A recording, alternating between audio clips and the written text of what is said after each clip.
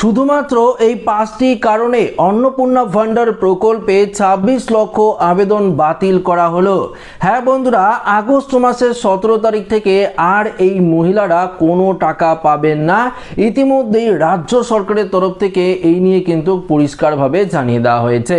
তো বন্ধুরা, কোন 5টি কারণের কথা জানানো হয়েছে আজকের এই ভিডিওতে আপনাদেরকে এই বিষয়ে একদম বিস্তারিতভাবে জানিয়ে দেব। তো আশা রাখবো ভিডিওটিতে আপনারা প্রত্যেকেই প্রথম থেকে শেষ পর্যন্ত সঙ্গে থাকবেন। দেখুন বন্ধুরা, আপনারা প্রত্যেকেই জানেন যে রাজ্যের মুখ্যমন্ত্রী শুভেন্দু অধিকারী পরিষ্কারভাবে জানিয়ে দিয়েছে যে এই অন্নপূর্ণা ভান্ডার প্রকল্পে অনেক ক্ষেত্রেই কিন্তু ছাড় দেওয়া হয়েছে। আগে যে সমস্ত মহিলাদের ক্ষেত্রেও বেশ কিছু শর্ত ছিল সেগুলো কিন্তু পৌরসভা এবং গ্রামীণ অঞ্চলে সেগুলো কিন্তু ছাড় দেওয়া হয়েছে। এবার কিন্তু অনেকেই এই প্রকল্পের টাকা পাবেন। তবুও আপনারা কোন 5টি কারণের ফলে আপনাদের আবেদন রিজেক্ট করা হয়েছে আর আপনারা টাকা পাবেন না সেটা আগে আপনাদেরকে এক নজরে জানিয়ে দিচ্ছি। আচ্ছা দেখুন, এখানে পরিষ্কারভাবে কিন্তু রাজ্য সরকারের তরফ থেকে জানিয়ে দেওয়া হয়েছে পশ্চিমবঙ্গ সরকারের অন্নপূর্ণা ভান্ডার যোজনা নিয়ে আবেদনকারীদের জন্য এসেছে অত্যন্ত গুরুত্বপূর্ণ একটি আপডেট।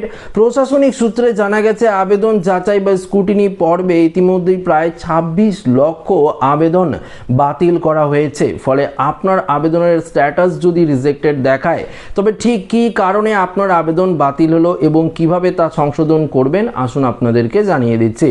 2026 সালের মে মাসে বিজেপি সরকার ক্ষমতায় আসার পর পূর্ববর্তী লক্ষ্মীর ভান্ডার প্রকল্পের পরিবর্তন ঘটিয়ে 1 জুন 2026 থেকে অন্নপূর্ণা ভান্ডার যোজনা চালু করে। এই প্রকল্পের অধীনে যোগ্য মহিলারা প্রতি মাসে 3,000 টাকা, বছরে আপনারা 36,000 টাকা সরাসরি ব্যাংক অ্যাকাউন্টে ডিবিটির মাধ্যমে পেয়ে থাকেন। 3 জুন প্রথম দফায় 8 লক্ষ মহিলা টাকা পেয়েছিল। 1 জুলাই দ্বিতীয় দফায় 1,30,00,000 মহিলা কিন্তু টাকা পেয়েছিল। তবে তৃতীয় দফায় আগস্ট মাসে টাকা কিন্তু ছাড়া হয়নি, যেটা রাজ্য সরকার বলেছে যে আপনারা প্রত্যেকেই 17 আগস্ট থেকে এই প্রকল্পের টাকা কিন্তু পেতে চলেছেন। তবে দেখুন, কারা এই প্রকল্পের সুবিধা পাবেন? আবেদনকারীকে পশ্চিমবঙ্গের বাসিন্দার, অর্থাৎ আপনারা যদি পশ্চিমবঙ্গের মূলত বাসিন্দার হয়ে থাকেন, প্রকৃত বাসিন্দার, তাহলে এই প্রকল্পের টাকা পাবেন। অনুপ্রবেশকারীরা কিন্তু পাচ্ছেন না।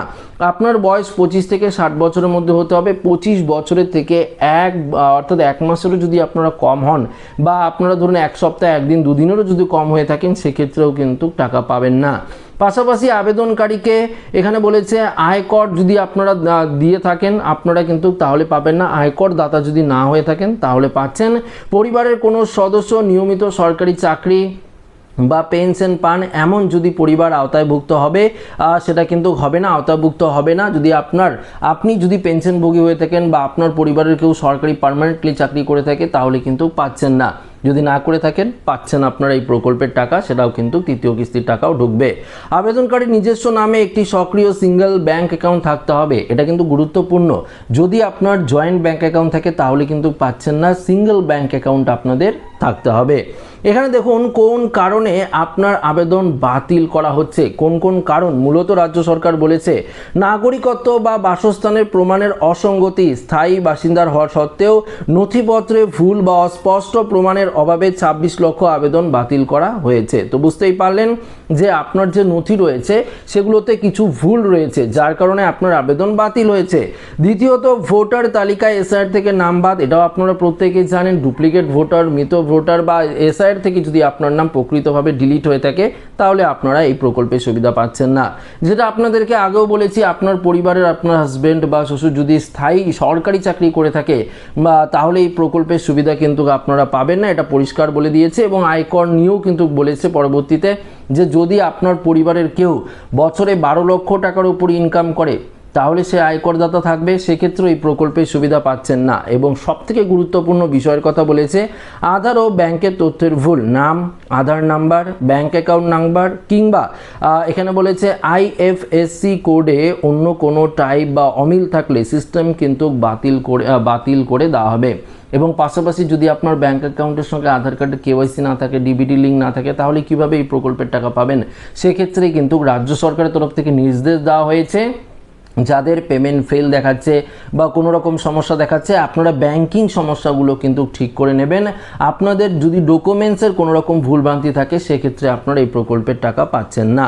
এখানে বলেছে আবেদন রিজেক্ট হলে বা ভুল থাকলে আপনারা অবশ্যই কাগজপত্র নিয়ে আপনি যে ফর্ম ফিল আপ করেছিলেন, একটি অ্যাপ্লিকেশন আইডি নাম্বার পেয়েছেন, আধার কার্ড রয়েছে, ভোটার কার্ড রয়েছে, এগুলো আপনারা অবশ্যই নেবেন।